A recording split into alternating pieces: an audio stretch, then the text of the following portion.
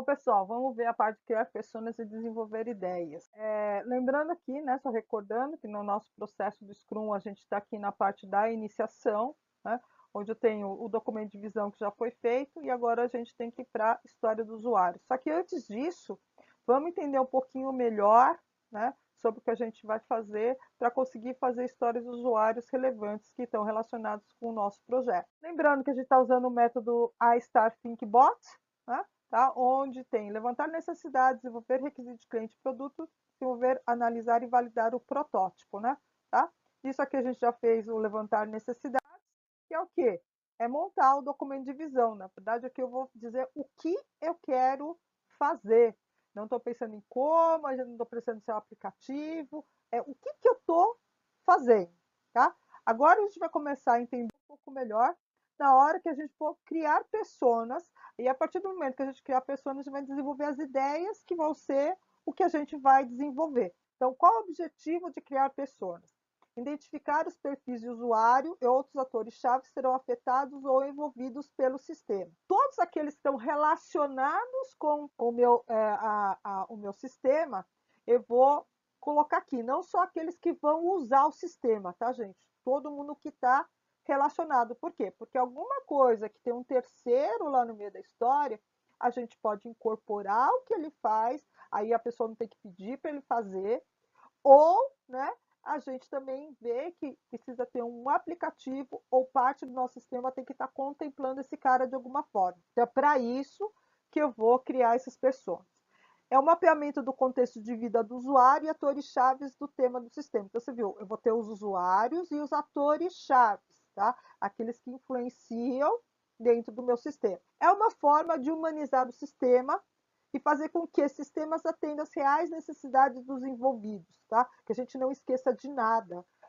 A gente pode ter alguma coisa que é para venda no e-commerce. Tem a pessoa que vai comprar, ele é o usuário, mas eu tenho a pessoa que define o preço. Então, essa pessoa que define o preço é um ator-chave, porque se ela não definir o preço, eu não consigo colocar isso no sistema e, por consequência, eu não posso vender esse produto.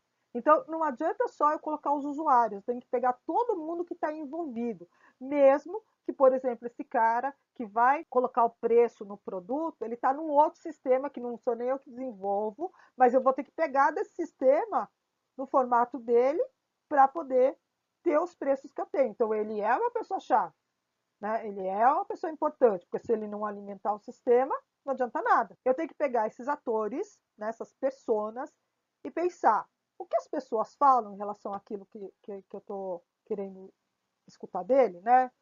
Como agem, como que elas pensam, como elas se sentem, tá? Em relação àquele problema, àquela necessidade ou àquele sistema, ou como tudo acontece. Em relação, por exemplo, ao cliente que vai comprar um produto, eu preciso saber se as pessoas falam alguma coisa para ele comprar aquele produto. Como é que ela age a partir do momento que ela precisa comprar aquele produto?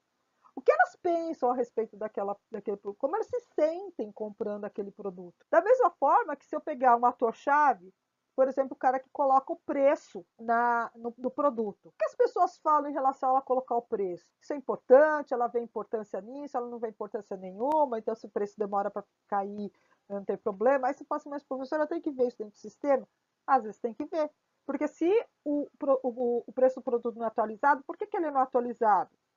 Porque de repente aquele cara que está lá, ele não sabe fazer isso, ou está tendo dificuldade. Então não adianta eu querer arrumar uma coisa se eu não arrumar outra, de repente. Como elas agem, né? Tá? O que ela faz para colocar aquele valor do produto? O que elas pensam quando elas estão fazendo isso? Elas acham isso importante, não acha? E como elas se sentem fazendo aquilo? Porque às vezes pode ser o seguinte, essa pessoa que coloca o preço tá com um sistema que é uma porcaria, gente. Então como ela se sente fazendo aquilo? Ela não gosta. Então, de repente, não é o momento de ver se não dá para integrar ou se é importante ter uma interface que faça com que ela coloque o preço no produto direto, em vez de ter essa passagem com esse sistema. Às vezes não, né, pessoal? Às vezes tem que deixar do jeito que está, porque a empresa só está pagando para fazer o aplicativo do e-commerce.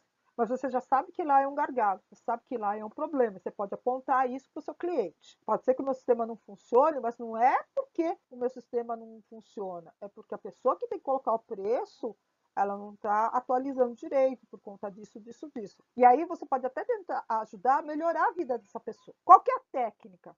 Estudo e busca dos envolvidos na solução, então eu tenho que ver quem que são esses envolvidos, quem são esses atores-chave, quem são esses usuários.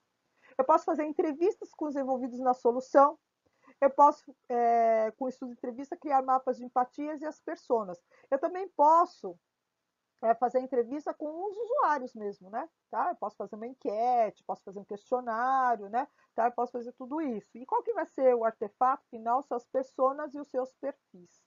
Tá? Vocês vão ver, como eu falei, não existe um template para apresentar isso aqui, mas eu vou deixar um exemplo, gostaria que vocês fizessem parecido com esse exemplo. Mas da onde vem essa teoria das personas? As personas são personagens ficcionais concebidos a partir da síntese de comportamento observado em consumidores com perfis extremos. Representam as motivações, desejos, expectativas e necessidades. Eles auxiliam no processo de design, porque direcionam soluções para o sentido dos usuários, apoiando as tomadas de decisão. Isso tira um pouco daquele negócio do desenvolvedor fazer o sistema que resolva o problema do jeito que ele acha que deve ser resolvido. Porque quando você começa a personificar, você coloca lá a dona Cotinha, né? Compradora de muita idade, que tem dificuldade em acesso à internet, né? Tem limitações, né? Para acessar o site, você vai estar pensando numa outra possibilidade do que você tem que fazer. Então, isso é para impedir que as soluções sejam muito pessoais no desenvolvedor, que a gente pense, né, em relação às pessoas que vão usar ou às pessoas que estão trabalhando em volta e que interferem com isso, para a gente poder saber quais são as dificuldades, quais são as necessidades, o que elas precisam para a gente desenhar um software adequado, tanto nas suas funcionalidades quanto na sua interface. Então, essa foi a maneira, porque quando eu falo do ator, professor, você não personifica essa pessoa, diferente de falar assim, a professora Márcia Ito, entendeu? Que é uma pessoa que pensa, que gosta, que analisa, que não sei o que lá, não sei o que lá. Né? Quando você fala do ator, o ator também é uma persona. Você deveria olhar para ele desse jeito, mas como ele é muito abstrato, não tem nome, né? Você não sabe quem ela é, você tem mais dificuldade de fazer esse tipo de abstração. Então, a persona foi criada para isso. Como é que a gente faz o desenvolvimento das personas? Faço um estudo em busca por envolvidos a solução. Eu vou procurar isso onde? Na descrição do problema, no escopo da solução e no levantamento de documentos e literatura que envolva o problema e a solução. Então, vocês viram que a gente vai usar o que a gente fez no documento de visão para poder encontrar quem são os envolvidos, quem são os usuários e os atores-chave. Vou elaborar uma lista de personas, se possível, entrevistar pessoas que representem as personas. Aí, quando eu vou fazer a entrevista com as pessoas que representam as personas, para eu sintetizar, eu resumir, eu tenho que pensar num critério de escolha. Então, traçar as características desejadas de cada entrevistado, necessários e desejados, como na procura de vaga de emprego, por exemplo. Tá? Como se você estivesse procurando alguém por emprego. O que eu preciso ter? Tá? Então, por exemplo, eu estou fazendo um sistema que é para uma escola.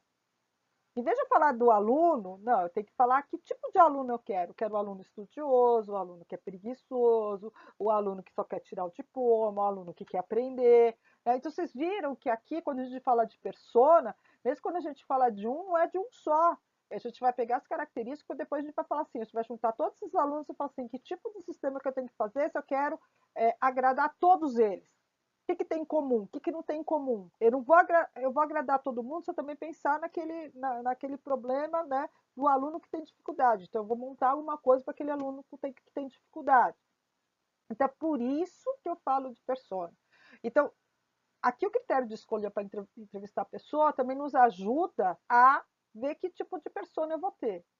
Quantidade de cada tipo, tá? Então, eu escolhi esse critério de escolha, gente, ele serve também para quando eu estou desenvolvendo as personas, mesmo que eu não for entrevistar. Porque, como eu falei para vocês aqui, por exemplo, o aluno que quer aprender, o aluno que tem dificuldade, o aluno que é preguiçoso, o aluno que só quer tirar o diploma. Vocês viram que são vários tipos de aluno.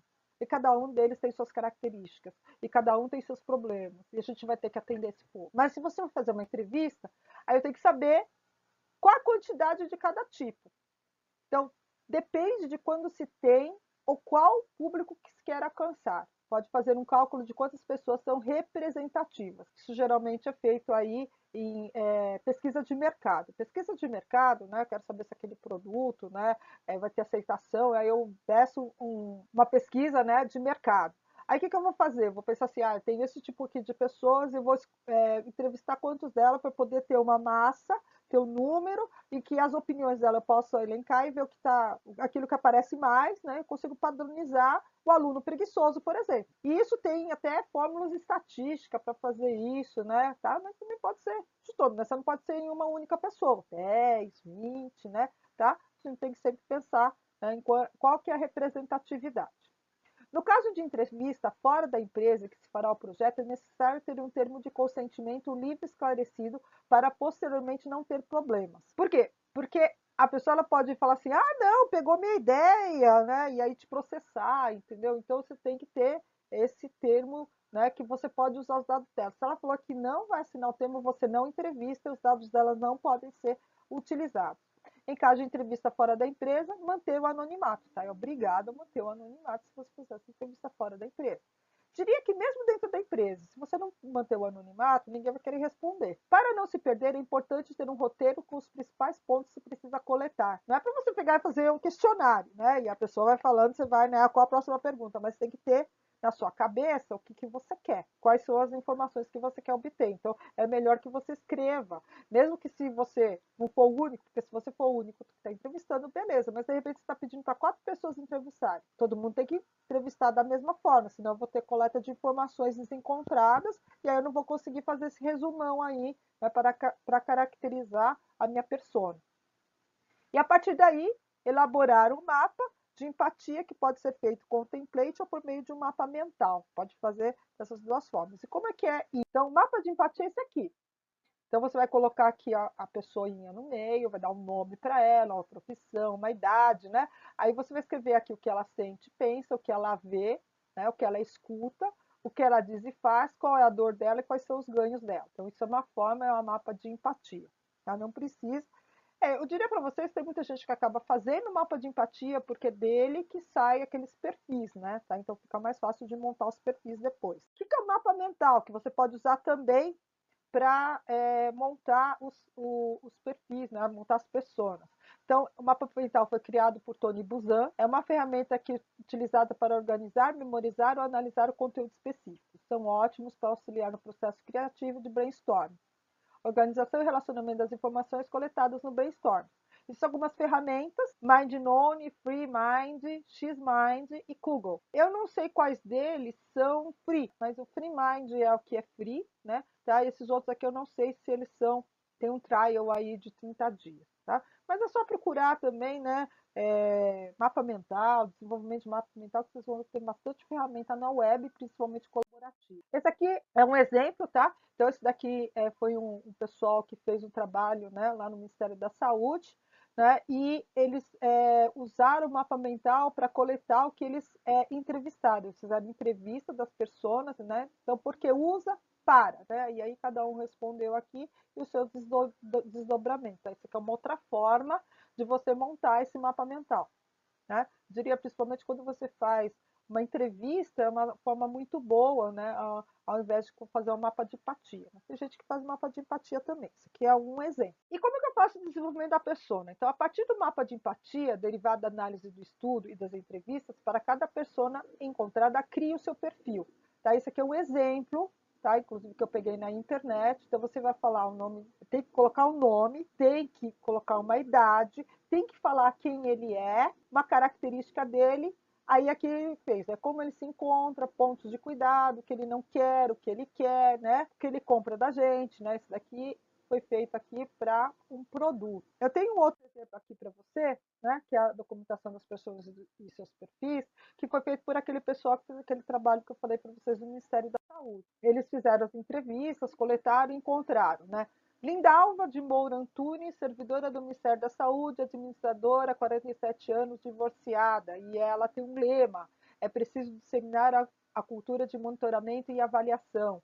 Aleph Emanuel da Silva, comissionado no Ministério da Saúde, analista de sistema, 42 anos, casado. é urgente, mas leva tempo para fazer bem feito, tá? Então, eles fizeram isso, foram esses, tem mais persona, tá? Eu só peguei alguns aqui para dar de exemplo para vocês. Então, é esse aqui, é uma primeira parte para eu saber o conjunto de personas que eu vou ter, tá? Então, eu gostaria que vocês fizessem dessa forma, o que vocês vão fazer. E aí, para cada um deles, tem aí o que extraiu, foi extraído, tá? Então, ela, aqui é a característica dela, sou concursada, estou na gestão pública há aproximadamente 10 anos, atuei em diferentes órgãos da gestão federal, estou lotada no DEMAS desde que entrei, por isso acompanhei a evolução do DEMAS desde sua criação em 2011. Tá? Então, essa é a Lindalva.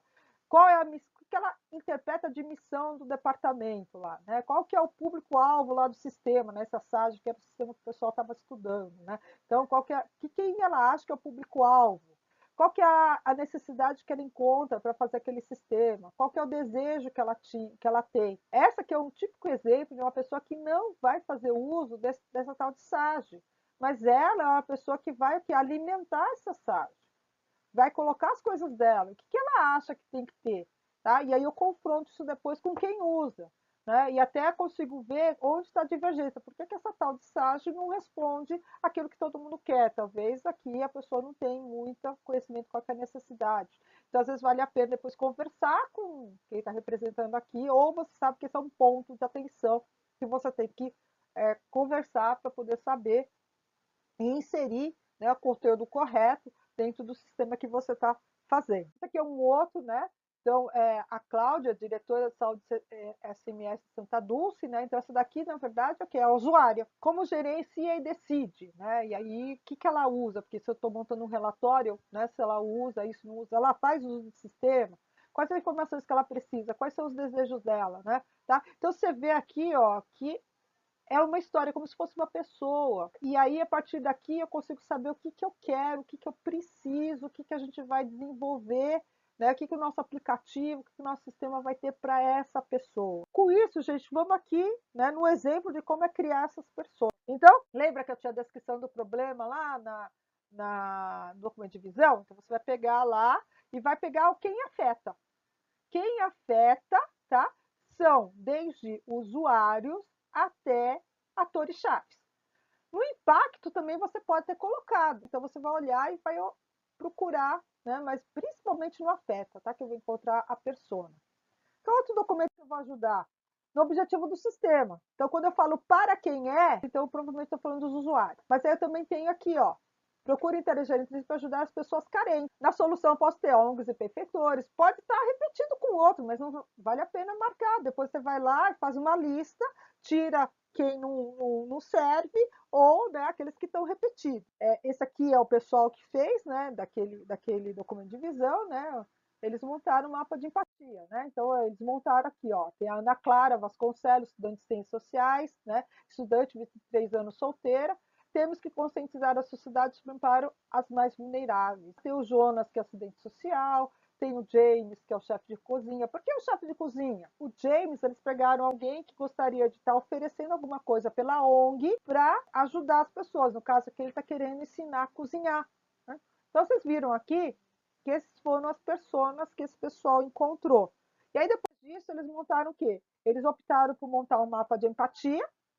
Então, Ana Clara, né, colocaram aqui o que eles achavam, né, ou entrevistaram, né, tá? E a partir daqui, eles montaram quem é a Ana Clara. Então, a Ana Clara, né, ela estuda ciências sociais, né, tá aqui mostrando onde que ela tá, qual que é a missão, o que ela acha que é uma missão dela, quais são as necessidades que ela tem, quais são os desejos dela. Assim que eu imagino que vocês vão fazer. Aqui, ó, o Jonas também fizeram um mapa de empatia e depois montaram aqui o que ele é, né, para poder a partir daqui, gente, pensar como é que vai ser, né? Aqui lembra o cozinheiro, né? Tá? O James Wayne, também a mesma coisa.